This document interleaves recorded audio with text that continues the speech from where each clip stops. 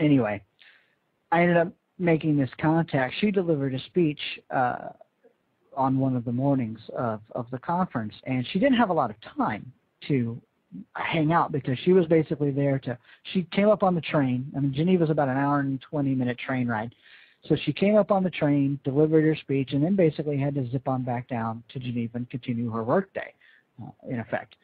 So we didn't have a whole lot of time to hang out, but briefly talked to her about an idea that I had for sustainable food production, which was the theme Sustainable World. And so that's one of the things she touched on was food and energy and a couple of other things, that the United Nations has really got to start changing the way they're thinking on how they tackle problems, which I thought was a very welcome kind of speech, the way she presented it. So I'm like, well, what's the best way one of the better ways to affect, to really get the Venus Project on a larger stage, or at least the ideas of the Venus Project, would be to have the United Nations start implementing Venus Project style solutions. Right. To solve problems, and not just, pay it lip service, or, in the case of food, which is what I wrote her about, instead of buying food from multinational, super wealthy food growing bastards, that I think is half the problem to begin with, how do you use that money in a more efficient long-term way? So it's, some people say they teach them sustainable farming or things of that nature. Oh, I got to stop that. Anyway, things like that. And so I think that's great maybe, 100 years ago, but you've got that old adage, give a man a fish he eats for a day, teach a man a fish he eats for a lifetime. I want to take that to the next level and say, have technology fish for the man so he can do something better with his life. Right. That's basically the next step. That's the Venus Project step, right? So, don't worry about teaching them to farm old school style by raking up the dirt. And besides, if you look at a lot of these poor countries that are starving, they don't have arable land to begin with. The reason why they have a food problem is because they really can't grow anything where they are. It's either been ripped to shred because of hundreds of years of abuse by other nations coming in and basically just destroying the land, or they've done a good job of destroying it themselves with poor practices, bad politics, civil wars, and everything else.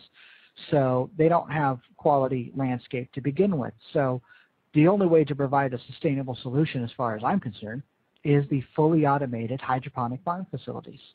So what I've done is, she asked me to send her a paper or something, She probably just intended for me to send her an email about what I was talking about, but, I don't just do that.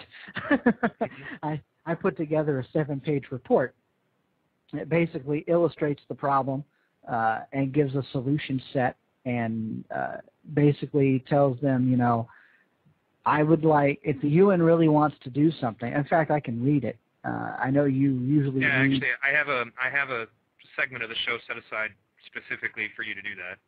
Okay. Just waiting for you to I actually added another half hour to the show while we were on here because this is just I wanted to make sure you had time. give people an idea of where I was coming from, but eventually they can read it as well.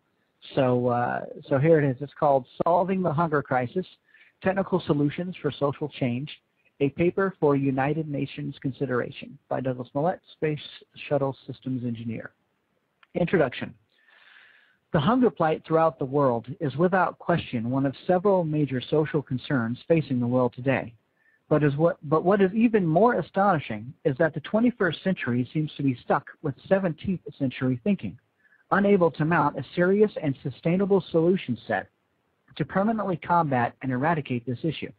The following information will showcase a solution set that will do just that, solve the hunger problems in the world once and for all. The problem. Although global food production is at an all-time high relative to the past, a strong disconnect exists between production and consumption capabilities for people who simply do not have the purchasing power to buy that which they need to survive. The fact that humans have allowed such an essential necessity for life to become so grossly mismanaged and profit-driven is a moral and ethical question for another time. But for the purposes of this paper, it's vital to note that our production capabilities are not the problem. Purchasing power, environmental flux, and arable land is the problem. For example, the following excerpt from a United Nations FAO report, Tajikistan Humanitarian Food Security Appeal 2008/2009, illustrates these issues. The people of Tajikistan are in urgent need of assistance to restore food and security following 2 years of unrelenting economic, environmental, and social shocks. Reduced agricultural yields combined with the global rise in food costs have left 2.2 million people food insecure. This situation has further eroded the asset base of already impoverished families. Currently, 53% of the population lives on less than $1.33 per day in U.S. dollars. Only 7% of the land in Tajikistan is arable. Already limited harvests have been affected by hail and reduced precipitation in 2006, drought through the spring and summer of 2007, and a severe cold wave, record high temperatures, and locust infestation in 2008. This is but one location in the world that is subject to these conditions, and there are many more which can be found on the FAO website, www.fao.org. But it doesn't have to remain this way if we employ a new way of production that is far more efficient and productive for the region it serves. Additionally, subsistence and traditional farming is an old world solution in a new world setting. The fact that many consider manual labor as a necessity for food production indicates a severe lack of technical knowledge. At some point, humanity must acknowledge that it has invented its way out of the need for human labor on many fronts, and there is no better proof of this than fully automated farming facilities.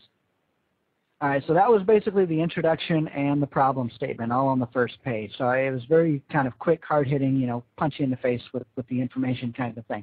So now we move on to the solution set. So I'm going to go through that. Fully automated solar, wind-powered hydroponic farm facilities. Hydroponics is not a new solution option for producing food. But what is new are the advances in technology that enable this method of food production to be far more productive than traditional farming methods. Combine this with our knowledge of robotics and automation, and we have the capability to produce vast amounts of food with virtually no human labor requirement. And all of this can be done locally, decentralizing food production and drastically reducing shipping needs. This combination ensures that people can eat without having to toil in the soil for hours on end, freeing them to pursue other things, like acquiring educations to help advance their true potential, including learning about how their food production facility works and the technology behind it. The system I'm about to describe exists in parts right now, and I am currently in the process of making the rough blueprint of a facility that brings it all together as one holistic solution set to provide food for thousands of people at a time. This system can be scaled up, and as an example, I will show how this scaling can be implemented. First, let us cover the basics. Omega Garden. The Omega Garden system is what allows for the robust production of food with a drastically reduced energy and water requirement. Technical details of this system can be provided later if there is a desire to proceed with this idea. The cylindrical system provides a unique growing environment that the plants thrive in, causing them to grow double normal size without the addition of any chemicals. Gravity is one of the catalysts that causes this, because the rotating cylinders cause the plants to fight against gravity part of the time, driving nutrients to the stems as the plants correct themselves against this unseen force. This works to create an environment suitable for naturally healthy and vibrant plant life, so much so that the plants also grow 3 to 5 times faster than normal, but with no negative side effects since the system is completely organic. Another catalyst is the center LED, light-emitting diode, low-energy lighting system that provides every plant in the cylinder with the same amount of adequate lighting. For the plants, it's always high noon on a beautiful sunny day with plenty of nutrient-rich water, which could be provided by a tilapia fish farm working within the facility. Place this system in an environmentally controlled building, and you set the stage for high yields in faster times than any traditional farming method is capable of providing. And since the system doesn't depend on soil and is indoors in an environmentally controlled building, it can be built and used anywhere in the world, no matter the natural conditions the people are subject